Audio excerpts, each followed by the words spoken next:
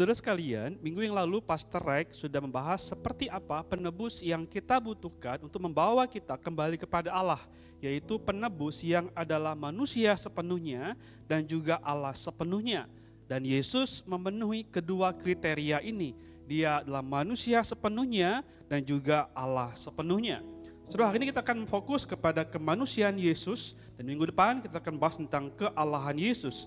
Ada 3 hal yang kita bisa pelajari dari teks kita hari ini tentang kemanusiaan Yesus. Sebenarnya pertama, dalam natur kemanusiaannya, Yesus mewakili kita secara sempurna menaati hukum Taurat. Saudara sekalian, sebelum kejatuhan ke dalam dosa, Adam diciptakan bisa untuk tidak berbuat dosa. Tapi Adam memilih untuk tidak menaati Tuhan dan jatuh ke dalam dosa. Masalahnya adalah setelah kejatuhan, keadaan manusia itu menjadi berubah. Adam dan seluruh keturunannya tidak lagi punya kemampuan untuk tidak berbuat dosa. Yang ada adalah bahwa kita tidak bisa tidak berbuat dosa. Manusia tidak dapat kembali lagi ke dalam kondisi yang awal ketika diciptakan, yaitu bisa untuk tidak berbuat dosa. Setelah itu kenapa Yesus harus datang menjadi manusia untuk menebus apa yang Adam gagal lakukan.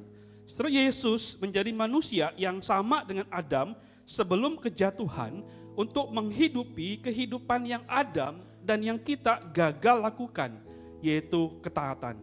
Maka jika karena Adam kita semua menjadi berdosa dan tidak taat kepada Tuhan, sekarang karena Kristus dan di dalam Kristus kita dimampukan untuk taat kepada Tuhan. Karena Kristus sudah mewakili kita tak sepenuhnya kepada Allah. Dan lebih lagi, ketaatan yang dikerjakan oleh Kristus itu kemudian diperhitungkan sebagai ketaatan kita.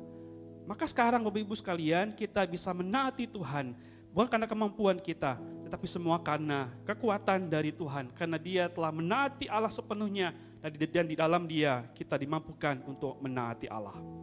Seterusnya yang kedua, dalam natur kemanusiaannya Yesus mewakili kita menanggung hukuman atas dosa kita. Seterusnya kenapa Yesus harus menjadi manusia sepenuhnya? Karena hanya manusia yang akan menanggung hukuman atas dosa. Maka untuk menggantikan manusia yang berdosa, Yesus harus menjadi manusia sepenuhnya. Kurban hewan tidak bisa menggantikan hukuman atas dosa manusia. Perbuatan baik, persembahan, harta, semua yang kita miliki tidak dapat membayar dan menanggung hukuman dosa kita. Manusia yang berdosa harus ditanggung oleh manusia juga.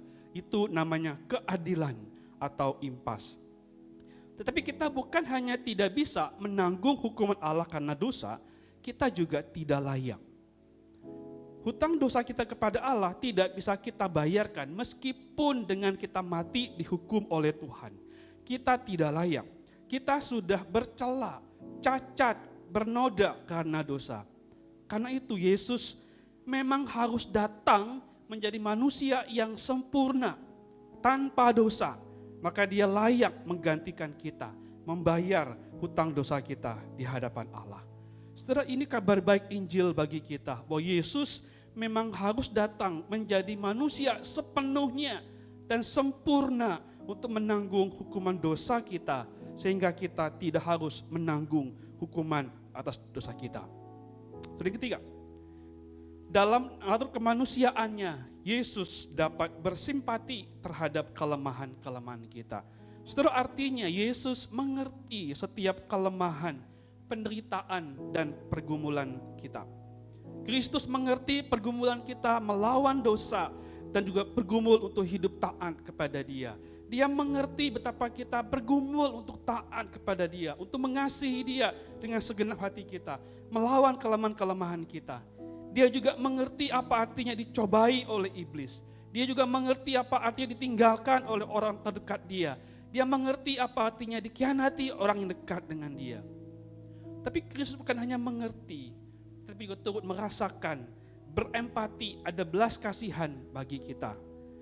Dalam kelemahan kita, Yesus tidak menghakimi kita, tetapi Dia menopang kita dengan Roh Kudus-Nya, menolong kita untuk kita boleh taat kepada Dia, memampukan kita untuk menaati Tuhan seumur hidup kita.